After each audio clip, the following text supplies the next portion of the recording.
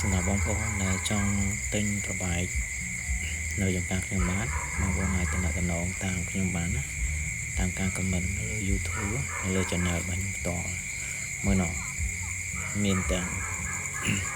ម្ចាស់តបែកនិងក្មេងៗដែលកំពុងតែមកជួយបេះច្រើនណាមែនតើមើលណានេះទៅគឺផ្លែច្រើនណាមានទាំងតបែកមានទាំងចេកហើយមានទាំងគោមានអីទៀតណាគោជាច្រើនណាមកក្មេងៗមកមានមកជួយបេះជួយវិចជួយកាន់ជួយខ្ចប់ក្មេងៗច្រើនមែនតើមិនថាកូនគេកូនយើងឲ្យតែពេលបេះតបែកគឺមកទាំងកូនង៉ែតកូនងា